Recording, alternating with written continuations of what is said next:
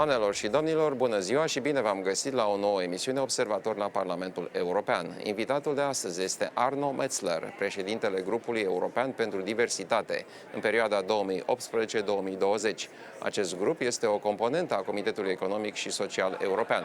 Comitetul este împărțit în 3 grupe reprezentative: angajatorii, angajații și activități diverse, agricultori, profesii liberale, consumatori. Membrii Comitetului Economic și Social pot alege singuri din ce grup doresc să facă parte.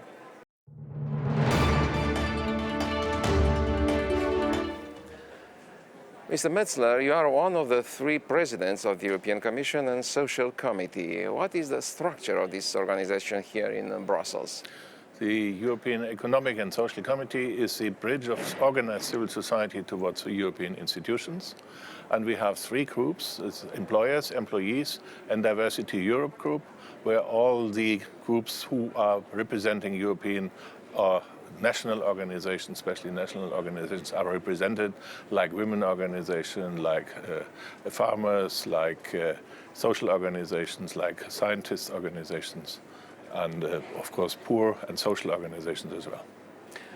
In short, why this committee is necessary for European construction? The European construction is based on communication.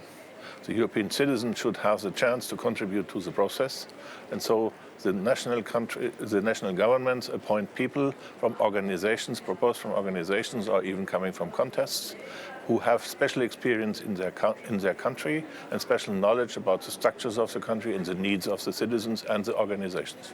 So you have members from all the countries? All 28 European countries, and in fact we have a full variety of the socio-economic panel which is representing Europe.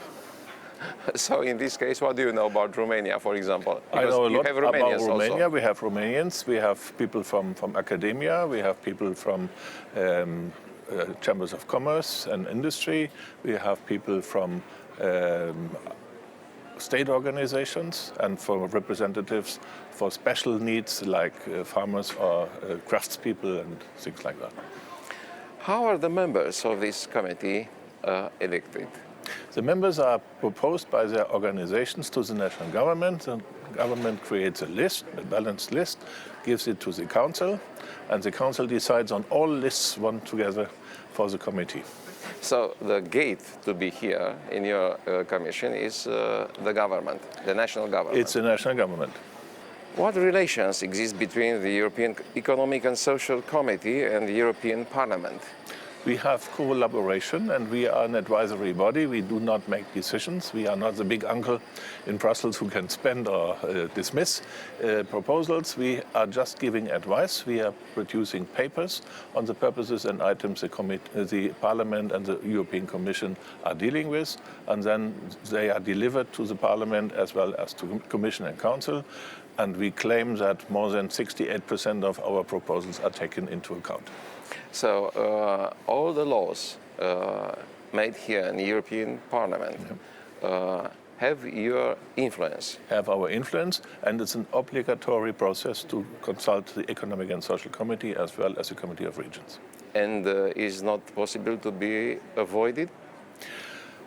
They do not have to follow our advice, this is true, but most of the times we do a follow-up process to argue and to participate even in the study groups of the Parliament and in the processes to make decisions. So we influence the process here quite a lot, and I think we do a reasonable, successful job. Do you remember the most important success of your influence inside the European Parliament? Me personally, I was rapporteur for the Single Market Directive, and we could avoid some things we felt was not applicable for the ongoing process of creating a single market. This committee has recently published the following study on societies outside metropolises, the role of civil society organizations in facing populism. The study consists of 250 pages. Why was this study necessary for committee, for European Parliament? There are forces growing in the European Union who are anti-European. And most of those political forces are created on disinformation, on lacking of information, misinterpretation, and denying facts and figures. And so we felt that the civil society should have a research to know what are the reasons for growing electorate of those forces. And so we decided with our limited resources to do a study on examples. And we were looking at it in a way that we analyzed, is this just a question of poverty, or is there some additional aspects, are there some additional aspects behind? And so we have chosen 4 regions in the European Union. We tried to find some of them under the average income and some of them above the average income. So we could estimate if there is one source reason behind this. And we discovered, with the help of the scientists who have executed the interviews, that there is, of course, one reason is poverty. But there are many other reasons behind. For example, one reason is that the people do want to be heard of the European institutions. And there the civil society organizations come in again, because we are in contact with our citizen fellows. And by organizations, by meetings of organizations, by communication processes.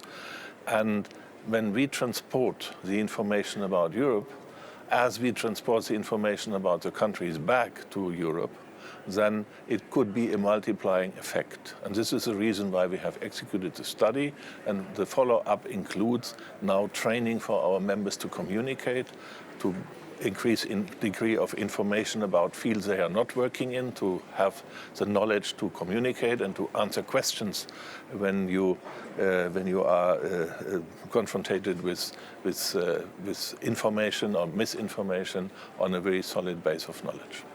Can you summarize what core features of populism were identified in this study? First of all, it was misinformation and the wish to be heard and to be accepted in your needs by the European Union and to be protected by the European Union. We never realized that the expectation is so much focused on security, on keeping up your daily life, your living standard, increasing your living standard and your living conditions and your personal security. Did you identify an identity problem for people in those countries? We have, of course, indications as well, but which were not so clear that there is no European united identity. The people feel Romanian, Polish, Slovenian or German, where I come from, and then they say we live in Europe. The Americans, for the difference, and as a good example, they will always answer where you come from America, and then they come from Ohio, California, or New York State. And this has to be developed. The united knowledge, the united feeling. We are Europeans, we are belonging to each other, and we are helping each other, and we are in a united Europe better off. So in this moment, we have 2 levels of identity. European identity, which is not very clear, and national identity. Yes. The national identity is partially misused by so-called populistic parties and so-called populists to go against a united Europe and to close borders again and to build up prejudice against each other, which is not helping anyone in the European Union, but it might help those people to gain majorities. What were the reasons for the rise of populism in the European Union in countries like Austria, Italy, and France? In Austria, mainly it was the feeling not to be seen and not to be heard as a small country. And of course, there are some people who are really poor and feel not protected and not feel excluded from the wealthiness of the European community. And in France?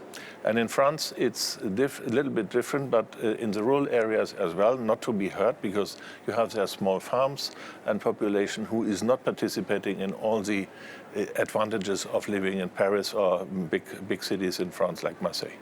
And what is the role of immigrants in this rise of populism in France? The role of the immigrants is in some regions a big one, where the daily life is affected, and in some even the daily life is not affected. Still, it plays a role because it's a projection of fears. All fears go against the immigrants. What mistakes were made in the European construction that lead to this situation? I think the European project was, from the beginning, it started as a technocrats project, because politicians decided we want a montan union, we do not want to have war anymore, so we have to create wealthiness and a joint effort towards wealth and prosperous economic systems and, of course, agricultural policy. And the technocrats organized, but the technocrats never thought about the emotional needs of the people. And the emotional needs are gluing the people together and not the advantage on your bank account. It's enjoyed, but it's not giving you an identity. And this is what we now have to build up the society, the communication, the lowering the prejudice about the people. When you look around in Europe, we have prejudice all over the continent against each other, which we have to work on. Because when you look, we're coming from the same cultural roots, we have joint values, and we can look at this, and we will never identify big differences amongst each other, but people feel while they don't know, while they don't have information. And this has to be developed. And there we can play, again, a very important role in communicating and fighting prejudice against each other. We will never vanish all prejudice, but we can work on it. Do you believe the process of integration was too accelerated, and that's the reason of the rise of the populism? I do not think it was too accelerated, but it had to be better. It needed better communication. You have to explain why your competitor from the other country is an advantage for you when he enters in your market, because then you are forced to develop your production or your services faster than you would have done, and then you are better off in the market positioning as you have been before, and if you wouldn't have this competitor. But this is not convenient, and this is not for the lazy ones. It is for those who are accepting competition. From your explanation, I understand in this moment, European Union has very good managers, but doesn't have leaders. The European Union... Is the difference between leader and manager? Yes, I understand your question very well. And I agree to a certain extent, because the managing is a technocratic problem. It's called a technocratic problem. Of course, it needs motivation as well. And the second thing is, leaders of Europe should have an appearance, should have some personality, integrative personality, and there we are lacking a few more people who can represent a joint Europe and have the credibility with all countries, not to only prefer their own country where they come from, than living and representing Europe as a whole. The problem of the immigrants has divided Europe after the unfortunate decision of Germany to accept any immigrants. How will you correct this error? I think when you look at the facts in Germany, this decision has been regretted and corrected already.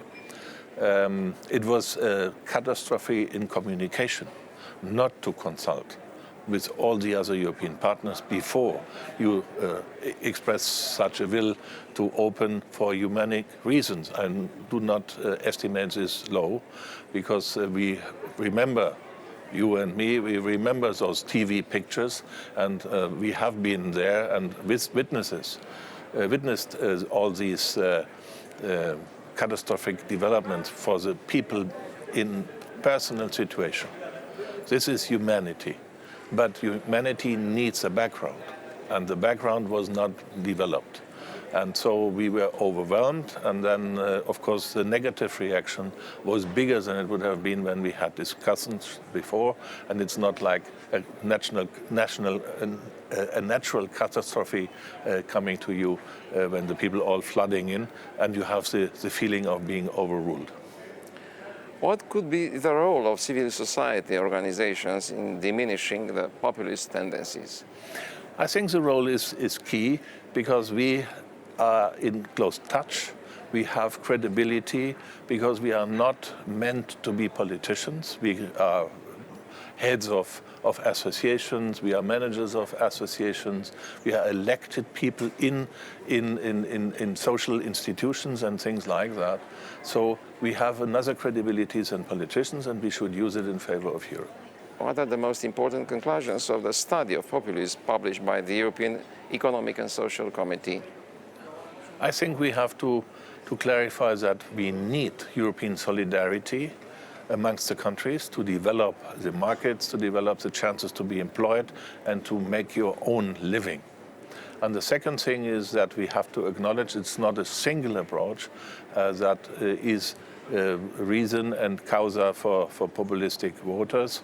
And we have to pay more attention and to have to communicate better. We will not convince everybody, but I think we will achieve an awareness to inform yourself a little bit better and to listen more to the information and not only blaming every journalist being an agent of fake news. Now a question about, let's say, the future. How will the European Parliament look like after the next European elections in May? I have to acknowledge the polls are not very positive at the time. We have a populist voter level forecasted for 30%, and then it will be more complicated in here.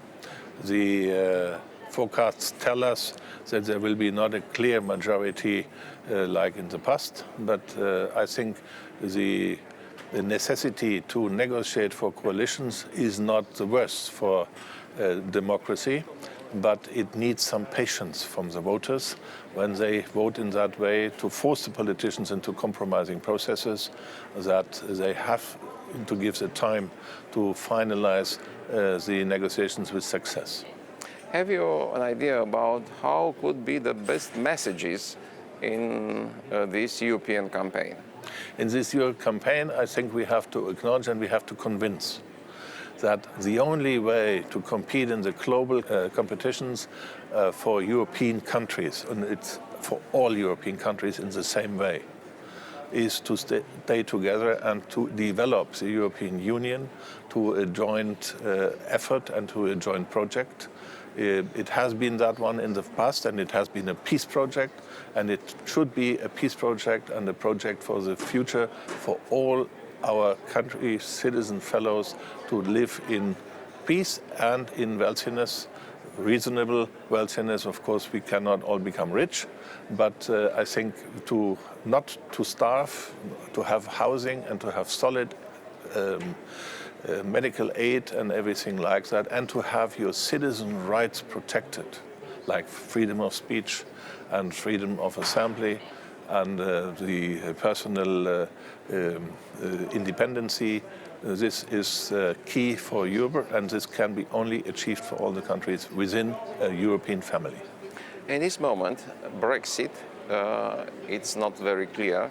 How could influence Brexit the European elections? Of course, Brexit is a bad example for communication. You might have heard, as well as I do, that many British citizens claim that they were not aware of the effects of Brexit, and now a political decision is doing very destructive work in connection to the British economy and to the British society. And it's a bad example for democracy, because when you look at the British political parties, they aim more their own internal fights for leadership than their own country. And they are taking into account that this country is going to be damaged severely in his economic development, and that people will have to pay the price for this. I'm not aware that they are going to pay the price for this. It's not blaming the UK or not even punishing the UK. It comes by the bus, which is an achievement of the financial center in London. And I'm really wondering why these people are not going more into public discussion to convince their country fellow people of the advantages of the joint European market. Mr. Metzler, thank you very much for the interview. Thank you.